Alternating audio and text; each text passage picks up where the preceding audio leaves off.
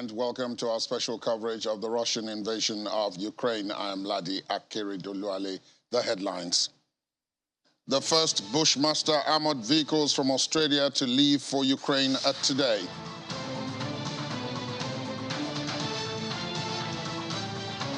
German Chancellor Olaf Scholz says Germany needs more time to decide on sanctions against Russia. And China votes against suspending Russia from the Human Rights Council, saying it will exacerbate conflict.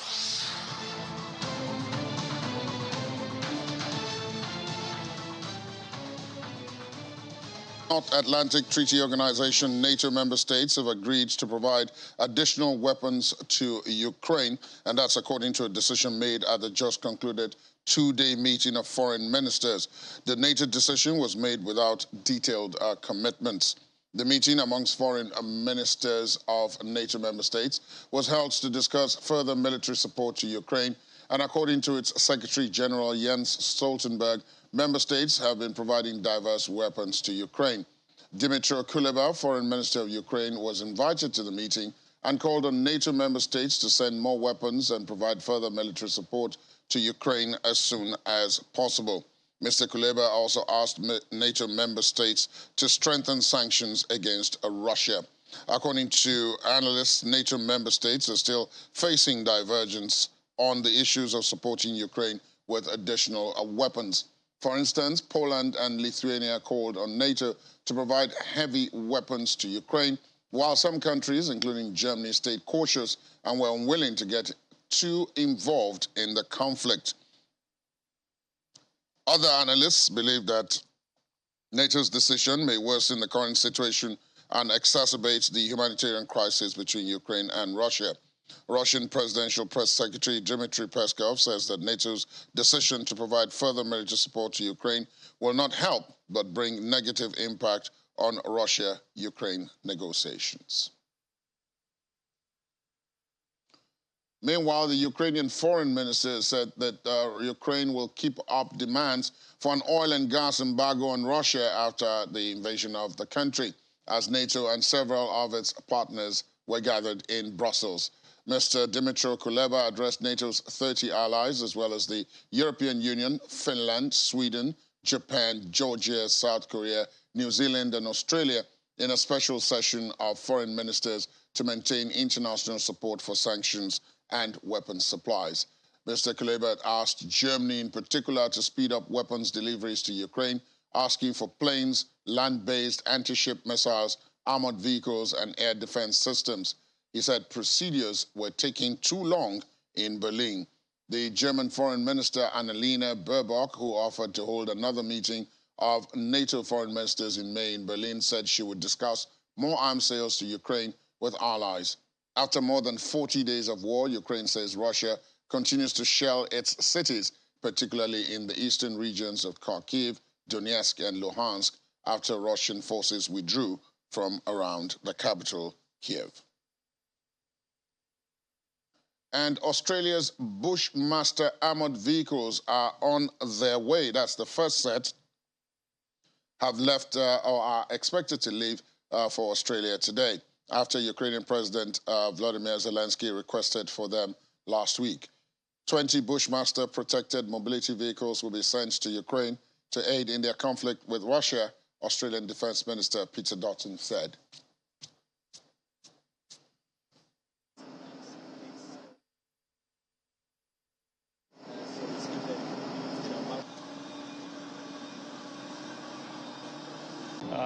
We're going to gift 20 Bushmasters to the Ukraine, and the idea will be to provide that support to keep people safe and to repel the Russians as quickly as possible from the Ukrainian territory. We want the Russians out of the Ukraine as quickly as possible. We want to protect and defend the women and children of the Ukraine.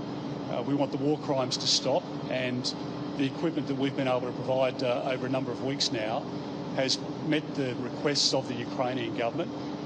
But it's primarily used for the transport of personnel, and it's protected against the landmines which are out there.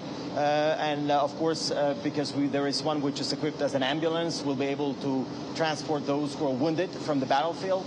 The Russian military has mined big parts of Ukraine.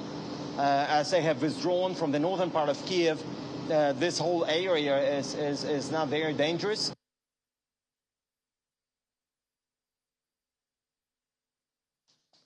Now, in the middle of all this information, there are still victims of this conflict. Let's talk to Mayowa Akinsimeyi, who's in a Nigerian, who has a very interesting story to tell. Mayowa joins us, I believe, from Hungary. Good morning to you, Mayowa. I saw you rubbing your eyes just before we came on. It's very, very early in the morning, isn't it? It is 10 a.m. All right. I was telling our viewers that you have a very interesting story to tell. It's a story of extreme danger and now recovery. You were shot while trying to escape. I was shot, yes. So can you tell us a bit about that? And this is you now appearing. That means you got over that, and here you are. Here I am. Okay, so it all started on Thursday morning. Actually, I was asleep when everything was going on. I'm a deep sleeper, so I didn't hear the explosions. I was woken up by my friend, a lady. She called me like, "Oh, I heard the explosions around your area. Are you okay? Are you good?" I was still sleepy, so I couldn't really catch what she was saying. I thought I was dreaming at some point, and I looked out my window, and people were running, and I was confused. Where are they going? Where are you running to? Like, where's everybody going? And I picked up my phone. I got messages from my dad and my mom. "Oh, are you okay?" And that was when it dawned on me, like, this is something very serious, because my parents are all the way in another country. So how do they know? And I realized it was everywhere on the news. Like, okay, the war had started and everything. It was traumatic. That morning was traumatic because I didn't know what to do. I didn't know if to pick up my bag and just go with some random people that were running to God knows where.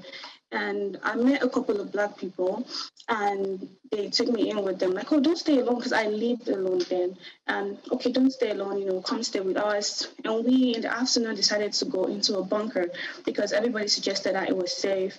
And I'm not going to lie to you, I didn't think I was going to make it out alive. I genuinely thought I was going to die, because I started saying prayers of someone that was going to die soon. Like, "Oh, God, please protect my family. Don't let anything happen, blah, blah, blah."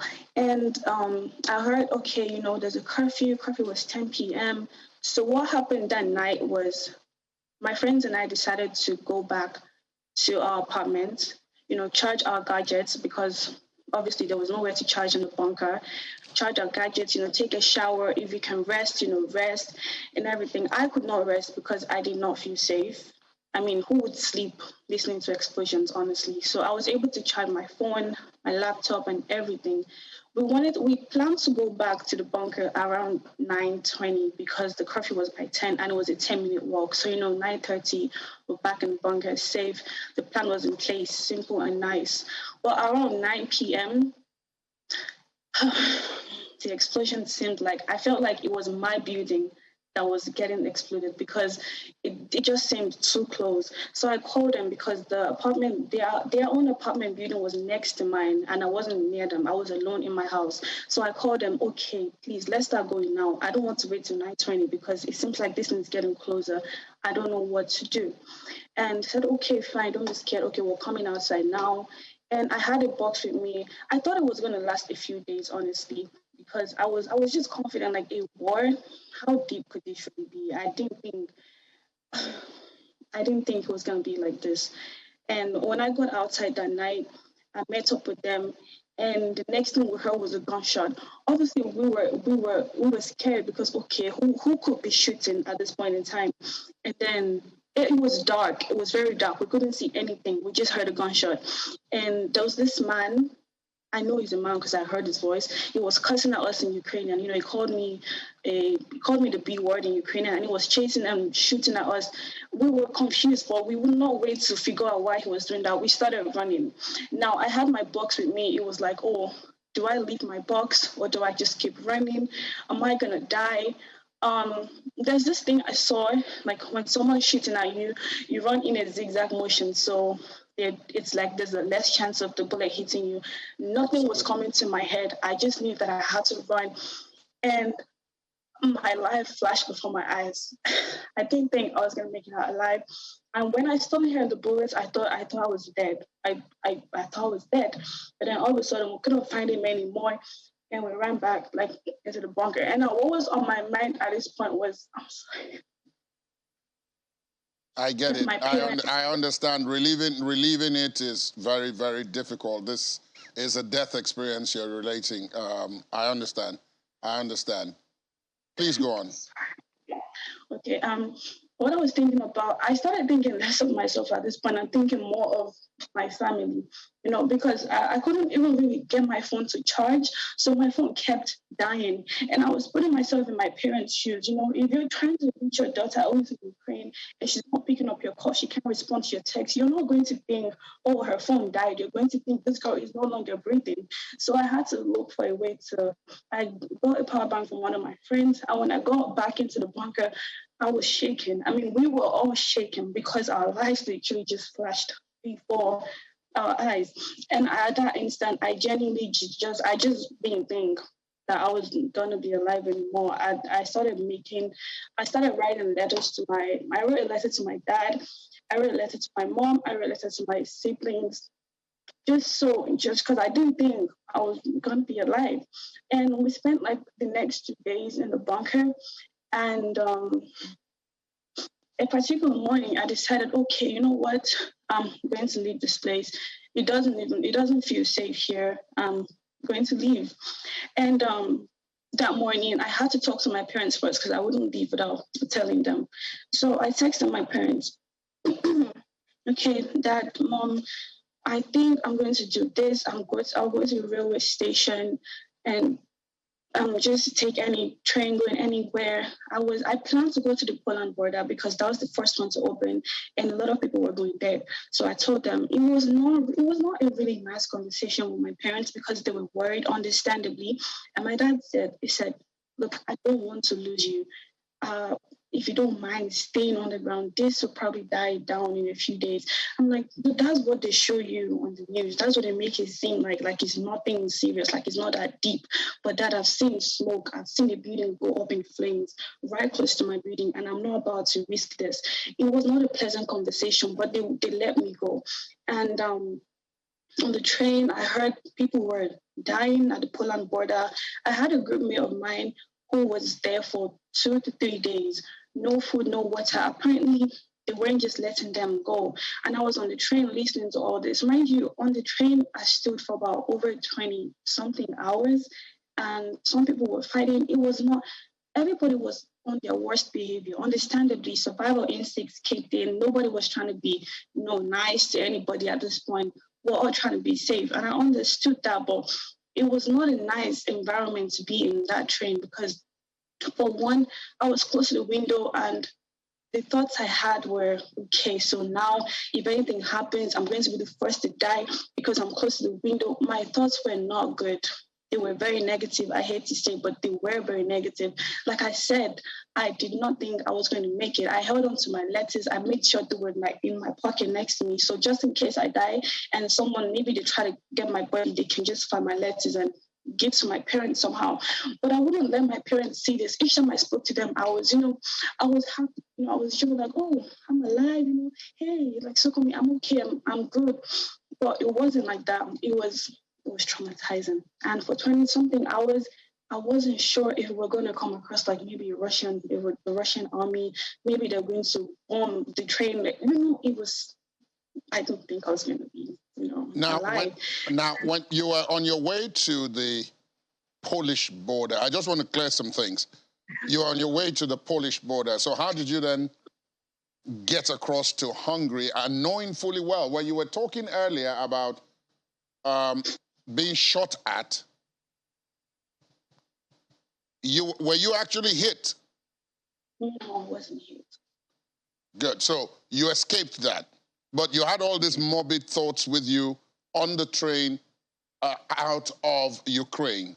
And at that time, you believed you were going to Poland. So how did you end up in Hungary? Okay, so The plan was to go to Lviv and then find a bus to take me take me and some of my friends were with me to take us to the Polish border. But on the train ride to Lviv, it was a very long ride. So getting the updates from people that were at the Poland border, I decided to change my destination. And I told my parents about this, and they were confused, like, Maya, what this thing you're doing is not safe. Like, why are you? When I told them I was going to the Polish border, they already started researching. They said, "Oh, there are some government officials waiting to take you people in." Being very good parents as they should. And when I told them, "Okay, you know what? I'm not going to Poland anymore. I'm going to Hungary because I'm hearing people are dying in Poland and I'm not about to die." It was also not a nice conversation because you say you're going to Poland, so why are you going to Hungary now? How safe is Hungary? Who is there to take you in? Are you with your friends? Okay. And then when we got to Lviv, I was with a couple. Thank God for my friends, because if I did this alone, I would have probably gotten lost. I'm not good at direction, so I really thank God for my friends that were with me. I had like 3 of them with me then, so we all decided to go to Hungary instead of Poland. So when we got to Lviv, we had to wait a couple hours to find a bus. There was one of them that was with us that I really don't know how he got this bus. It was a very big bus that it was a very long ride too. But when I was asleep on the bus, and then when I woke up, he said we were close to the Hungarian border. I'm like, how come? And that's the one thing that I'm going to keep thanking God for, because I've heard stories that, some people got lost, they didn't know where they were going, the train had to come back, but it just seemed smooth. The only part that was not really smooth was the train ride to Lviv, because especially when I heard that we were at Kyiv, and we were at Kyiv for a very long time, because I was checking my phone, I was using Snapchat, the geolocation to check, like, why am I still seeing Kyiv? Like, the things I'm hearing about Kyiv, they're not nice. And I heard earlier that a train had to go back because the railway was exploded. So it was not a smooth ride, because at some point I thought the driver was confused, because we just stopped. Like, why did the train stop? I was very scared to look out the window, like, okay, is this where we all die? But we didn't die. Thank God for that. When we got to Hungarian border, they were actually were really nice. There was no case of, okay, we're not going to let you in and everything. I did not have my post-visa card. Post-visa card is a temporary residence permit that we get in Ukraine. The one I had with me was expired, and my new one was at the office. I was supposed to get it that Thursday morning, but I couldn't because of the whole thing. And I thought, okay, like, am I going to be stranded here? Are they going to just keep me? But they were really welcoming, and they checked the old one. I'm like, sorry, I don't have the new one. And I was let in. Now, we were in this, I'll call it a camp, for a couple hours. We were given sandwiches, apples, juice, but I was still not at peace, because I wanted to be in Budapest, and because I heard people were in Budapest, and Budapest is a city, it's bubbly. So I wanted to be around people that were actually looking smiling, because people that were at that camp, everybody looked depressed, and I was also depressed. I was not about to be around people like that. So when I finally got to Budapest, I thought, oh, everything was okay. I'm finally safe. I didn't know that I was going to have PTSD, because every loud bang seems like an explosion. I don't like people touching me now, because it's like, are you about to harm me? Like, I just flinch at every slight touch, and things are still not the same. I wish I could say that, oh, I'm better now, everything's perfect, life is back to normal, but it's really not back to normal. And I still have nightmares, and seeing buildings that I'm familiar with on the news burnt down to ashes, it doesn't help, and I still don't feel safe. I don't know why, because I'm no longer there. I should be okay, but I still don't feel safe. Some of the doctors would tell you that is post-traumatic stress disorder, otherwise known as PTSD. But I want to talk to you about what is going on with you now in Hungary and what your plans are. But that'll be after this break, so stay with us, Maya. I'll be right back.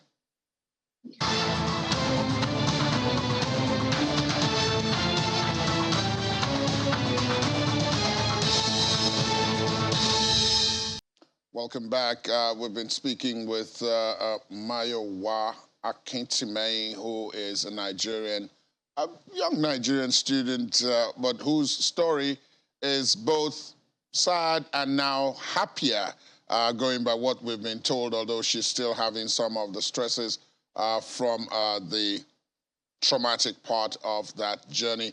Maiwa, thank you for your time this morning. You are in Hungary now, safe, a bit more comfortable than you were on that hair-raising journey, you know. But what are your plans now? I mean, have you seen the doctors? Have you been treated, seen, examined? And then what are your plans for your education going forward now? Are you planning to stay on in Hungary, for example, or are you looking at opportunities elsewhere in Europe? When I got to Hungary, I actually do have a therapist now because there's this organization, NATO, Nigerians in Diaspora, NATO Hungary. They've been quite helpful. They provided us with, essentials, body cream, accommodation, food, anything that we wanted. We just had to ask them. So a couple of people came from the UK one time, and it was supposed to be just like a random meeting, explain what's going on, how can we help. And I got to speak with a certain lady called Auntie Lola. So I asked for a therapist because I explained to her, I really cannot get all of this out of my head. It feels like my breathing is exploding. Sometimes I'm just laying down and my bed just starts shaking. And then I realize my bed is not actually shaking. It's just all in my head. And she organized a therapist for me. So now I do have a therapist that I see every Sunday. 1 p.m. and my sessions have been going well. I've only had 3 sessions.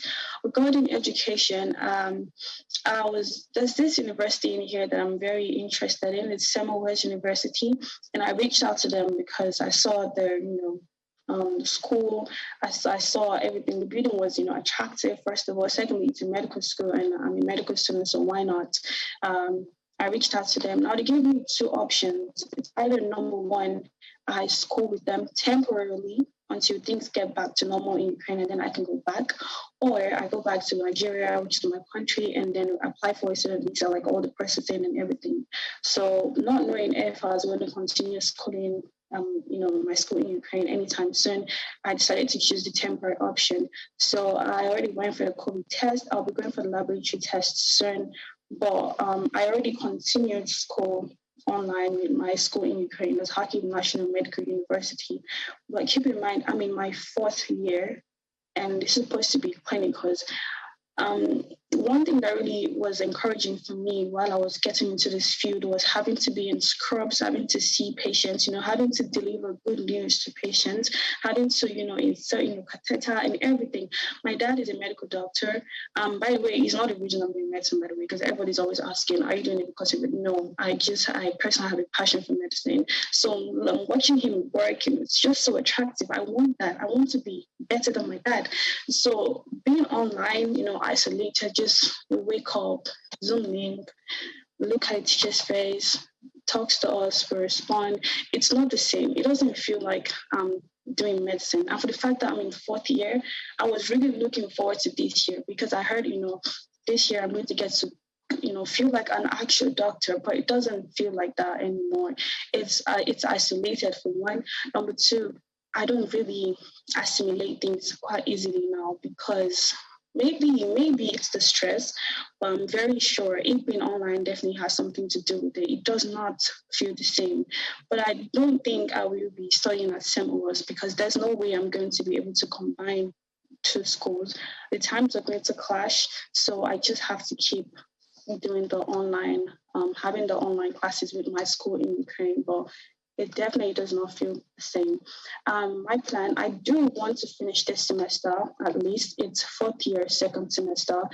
Supposed to be my 5th year by September, but oh well.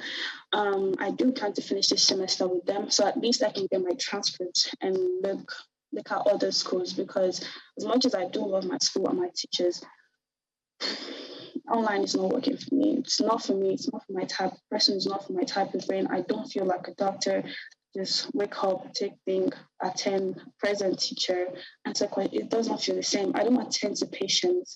So I am looking at Semmelweis University. Well, first of all, I have to consider their fees. This whole thing is not only stressful for we students, but our parents also. My parents had to send me money, to take care of myself. So now having It does seem as if we're having difficulty with Maiwa, but okay, I understand she's back. Maiwa, can you conclude your statement? You were saying that, look, there's the problem with the fees and the cost to your parents as well. Yes.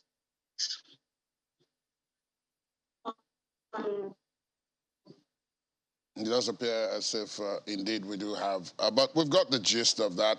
And if Maiwa can still hear me, we can only wish you the very best of luck there in Hungary.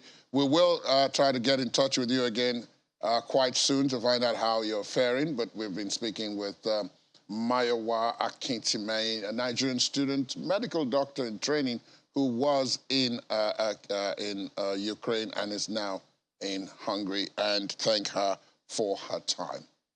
Meanwhile, European Union President Ursula von der Leyen boarded a train in Poland ahead of her planned trip to Kiev. Ukrainian President Volodymyr Zelensky will be having talks in Kiev today with her, as reported by Ukrainian presidential spokesperson Sergei Nikiforov. He said other details of the talks will not be announced for security reasons. It is expected that the EU's top diplomat, Joseph Borrell, will also travel to Kiev this week. And the United Nations General Assembly has adopted a resolution that allows the Assembly to suspend the Russian Federation's membership of the Geneva-based UN Human Rights Council.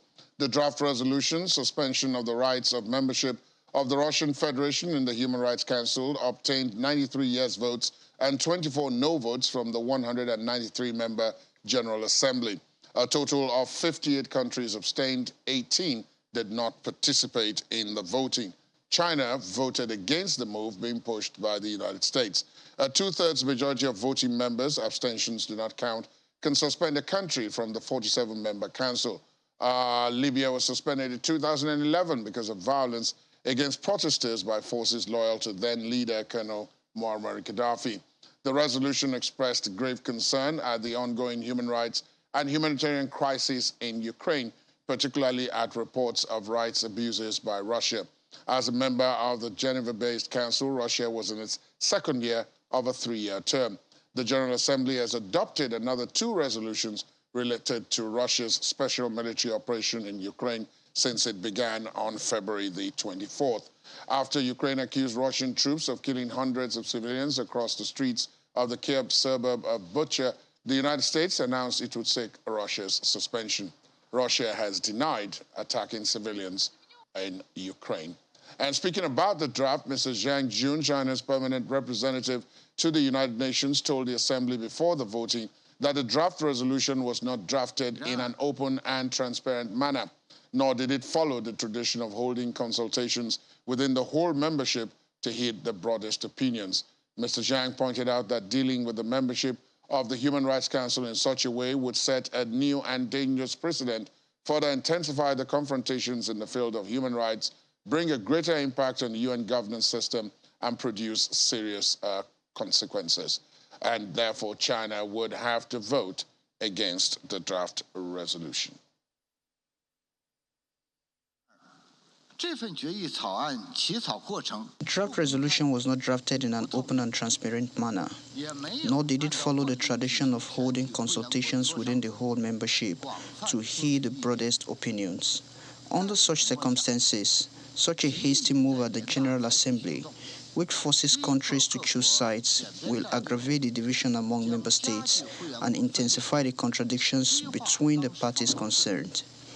It is like adding fuel to the fire, which is not conducive to the de-escalation of conflicts, and even less so to advancing the peace talks. Dealing with the membership of Human Rights Council in such a way would set a new and dangerous precedent, further intensify the confrontations in the field of human rights, bring a greater impact on the UN governance system, and produce serious consequences. Therefore, China will have to vote against this draft resolution.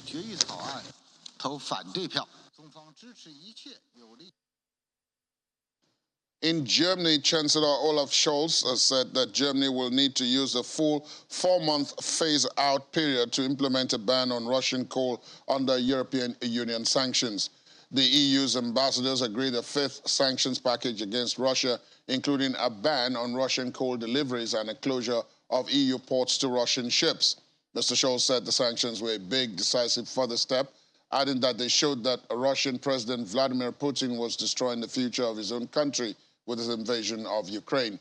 The package includes a 120-day wind-down period to give EU member states time to find alternative supplies. A Germany Economic Ministry report prepared for Parliament warned earlier in the week that the country would have to switch off some of its power plants if it ended Russian coal imports straight away. Mr. Scholz also announced that the German government will give 2 billion euros to the federal states to cover the cost of caring for and integrating Ukrainian refugees in Germany.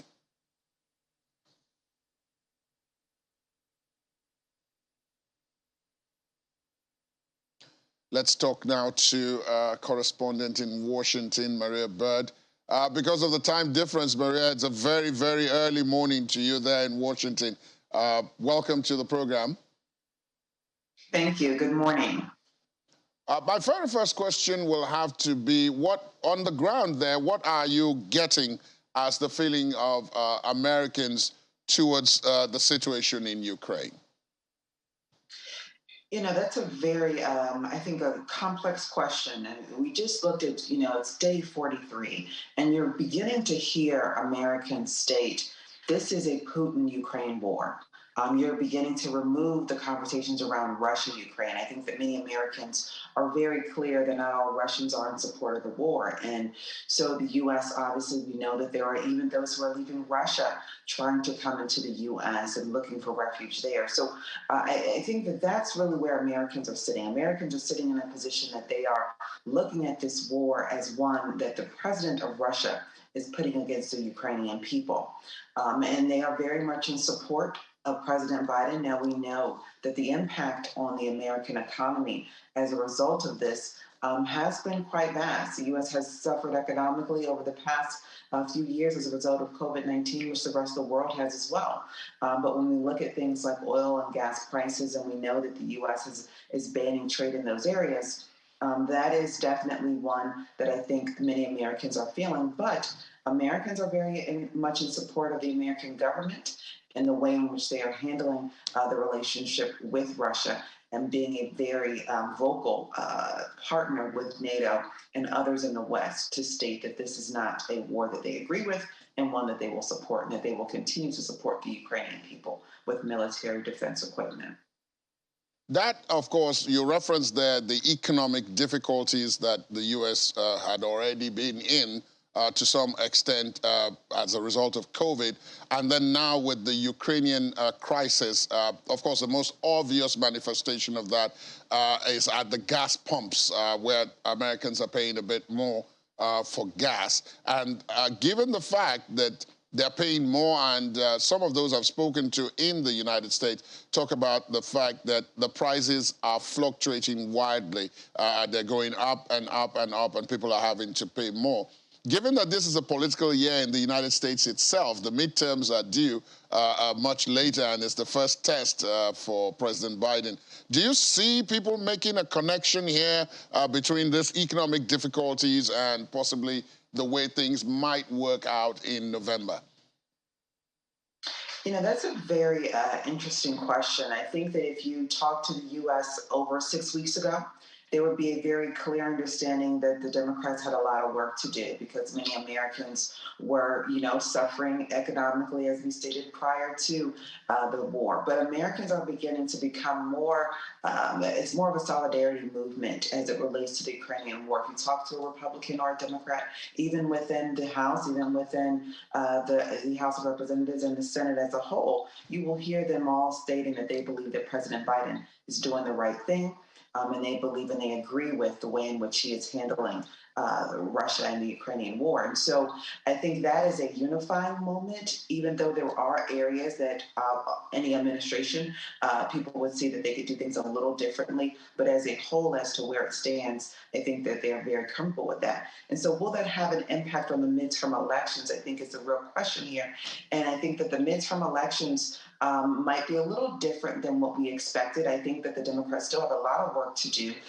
Republicans obviously have been banding together and trying their best to mend their party. And you still have a lot of Americans who are in support of what many consider the new Republican Party, which is that of the post-Trump era. The other question, of course, in all of this is that America is doing quite a bit in the situation in Ukraine. They're sending arms, they're sending money, and then there's the issue of even opening up America's own strategic reserve in order to help try to cushion up the shortages from some of the countries that are in some sort of crisis themselves as a result of being cut off or attempting to do sanctions against Russia.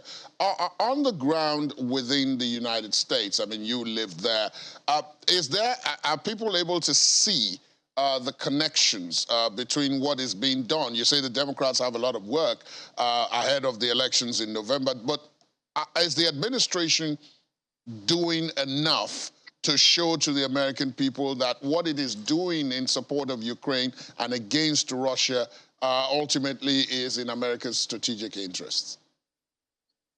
You know, President Biden was voted in on the fact that he's a foreign relations. That's been his work for most of his time in Congress and most of the work that he did under the Obama administration. And so that is one of the key factors that he was voted in to office on. And so I think Americans, whether or not you are on the Democrat or Republican side of the House, are very clear that that was going to be one of his focal points. And so seeing his work as it relates to and being a leader in the Russia-Ukraine war and speaking out against it, I think is of no surprise. And I think the American people wanted to see America become much more of a global leader. They wanted to see America take a different stance and to be more prominent within the global community. So I think that is one of the highlights, I think, that he's going to be able to support those Democrats in the upcoming midterm election. But as it relates to, are they going to be satisfied with kind of this? Is this enough? Is this going to really be enough for where they see his administration? I think that's going to really depend on what happens as it relates to the economy, whether or not the Federal Reserve with raising the interest rates, whether or not that will stabilize inflation.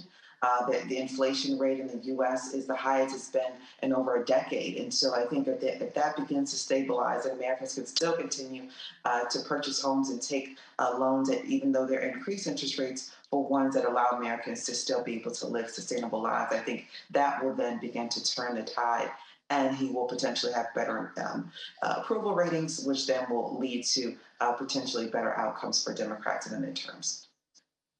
My final question to you, Maria, is that on an everyday basis, is this really at the center of political discussions, this situation in Ukraine, or has it been looked at as foreign affairs and been left to the Secretary of State? Are Americans on the ground looking at Ukrainians and looking at Russians, of whom there are many of both groups in the United States anyway, and saying, look, this is an existential threat, and that we needed to be part of this? But or is it really something that they're seeing on TV and just making comments on a day-to-day basis? That's a very, very great point that you're asking there, because I think that many people would think that America would not see this as a huge piece of their everyday life. And it is. We have just confirmed the first African-American Supreme Court justice, and the president will make an announcement about that today. And that, I think, has even taken a second seat to the Ukraine-Russian war. And so I think that this is very much a part. You would think that we were very close in neighboring countries, and that we were, very much logistically closer to Ukraine than we are, based off of how much it is definitely not only within the news, but within the conversations and within the press briefings from the White House on a, if not every day, at least every other day basis. And the U.S. is continuing almost daily, if not 4 to 5 times a week, coming out with statements as it relates to this, and obviously introducing new sanctions and spending a lot of strategic time thinking about what is the best way to now move forward and how the U.S. can support. We know that we've spent billions of dollars in support efforts, and so this is a huge part of the American daily life and the daily conversation. So I think there is a vested interest, not only from the government, but from the American people as well. Thank you very much, Maria. Early morning for you, much earlier than for us, given the time difference. Thank you for your perspective and for your reporting this morning. Have a great day. Maria Bird, our correspondent in Washington, D.C. When we return, Laddie Williams unpacks the business stories of the day. Plus, sniffer dogs help Ukrainian army detect explosive devices left by Russians. Please stay with us.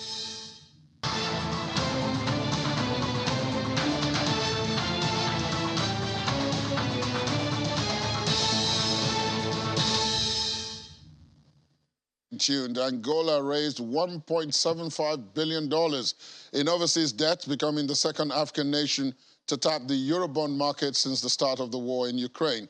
The 10-year debt offering, the first since 2018, was priced to yield 8.75%, less than the initial guidance, and was more than 2 times oversubscribed. The sale came after the nation, Africa's second biggest oil producer, completed a program with the International Monetary Fund, IMF, last year, and its economy recovers from a recession on the back of higher crude prices.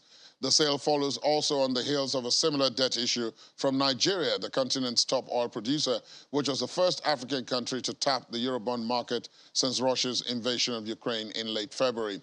The nation's economy is forecast to expand 2.9% this year after exiting 5 years of recession in 2021, according to the IMF. And S&P Global's ratings upgraded the country's debt on February the 4th, while Fitch Ratings marked up its assessment the previous month. And Shell is facing a hit of up to $5 billion. That's 3.8 billion pounds on its exit from Russia. That's according to the oil and gas giant. The company said it would take an impairment of between 4 and 5 billion due to write-downs, credit losses, and onerous contracts. The oil major said adjusted earnings would, however, not be impacted. Shell announced plans to quit all joint ventures with Kremlin-controlled Gazprom shortly after the invasion of Ukraine, putting the cost at $3 billion. Last month, it bowed to pressure to stop buying Russian oil and gas and announced plans to shut petrol stations in Russia and stop supplying aviation fuel. Mr. Biden can now sign the new legislation into law, opening the way for the U.S. to impose higher tariffs on various imports, such as certain steel and aluminum products, amongst other measures. Let's talk to Laddie Williams of our business desk. Laddie, it's becoming more and more interesting.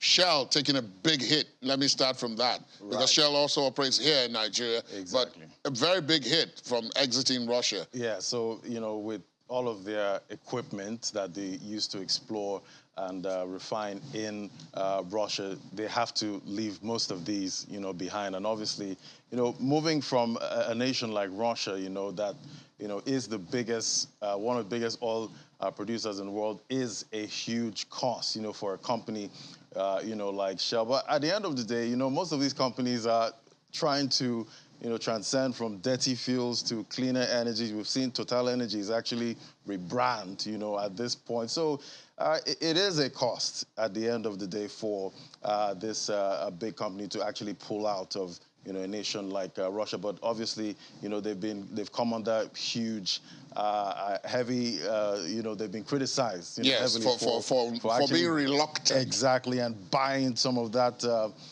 Russian oil. So this move is to, you know, show where they stand, you know, with this war in Ukraine. But Russian gas deliveries to Europe, they seem to have made a dramatic recovery following all the news about Germany hesitating and saying, look, it's going to need the entire transition period if it wants to get off gas and coal from Russia and all of that. And its customers are satisfied.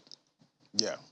You know, I've seen, you know, most of these dependents on that depend heavily on Russian oil. We see most of them trying to fast track, you know, as much as possible away, from their reliance. But it's a process that will take time, But in the meantime, Russia still, profits from selling its gas. That's why you see most of these sanctions, not able to actually include oil and gas. Yes, and give Russia that finishing move that the U.S. is actually looking for. But, at this point, we see they're making moves.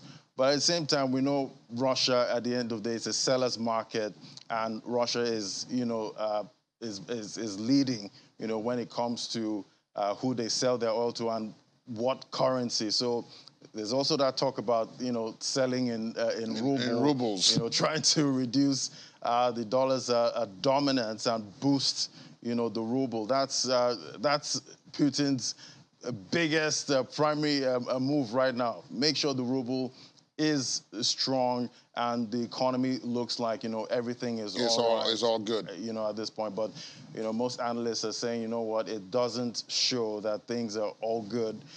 This cannot continue indefinitely. How do you keep this charade up? That's how they see it.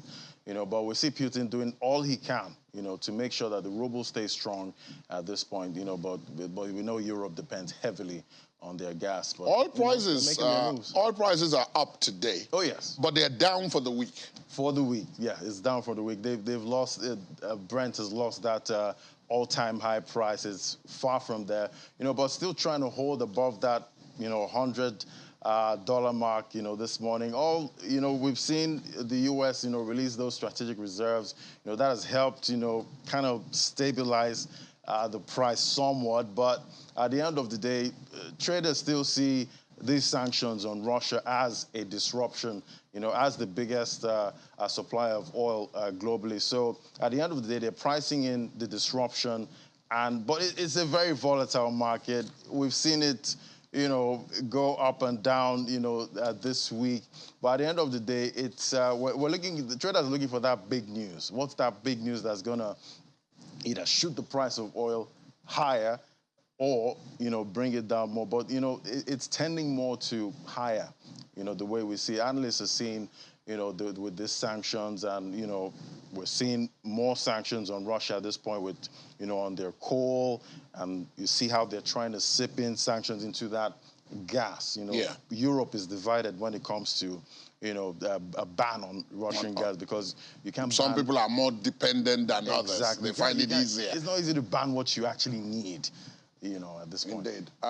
Laddie Williams, as I always say, last working day of the week. Exactly. Quite a bit to unpack. Our viewers, of course, will be looking forward to more of that on Business Morning and Business Incorporated. Exactly. Thanks for dropping by. Thank you. Let's take a look at some sports news. UEFA President Alexander Seferin says the reason behind the delay on whether to ban Russia from Women's Euro 2022 is because more information is required for a considered judgment to be made. UEFA is yet to make a decision on whether Russia will be able to participate at the Women's Euro 2022 competition in England in July following the country's invasion of Ukraine. Russia qualified for this tournament, set to run from July 6th to 31st, but they have since been suspended from all international football by FIFA following the country's invasion of Ukraine. FIFA initially allowed Russia to play, but under the name Football Union of Russia, and their national team flag or anthem would not appear at matches, but following heavy criticism, it banned Russian teams from competing. And just before we go, the Ukrainian emergency services have released a video which is said to show a small sniffer dove helping a demining unit detect explosive devices said to have been left behind by Russian troops. In the video, a Russell Terrier is seen traveling with the unit in Chernihiv, wearing a harness with an official emblem sewn onto it. When the demining unit reaches a site with an open wooded area, the dog can be seen running, barking alongside his handler before scratching at the ground, where his human co-worker carries an item back to the team vehicle. Regional Governor Vyacheslav Chaus says some Russian troops remained in the northern Ukrainian region of Chernihiv after pulling back from around the region's main city. Russia had said last week it would sharply scale back military activity around Chernihiv and the Ukrainian capital, Kiev.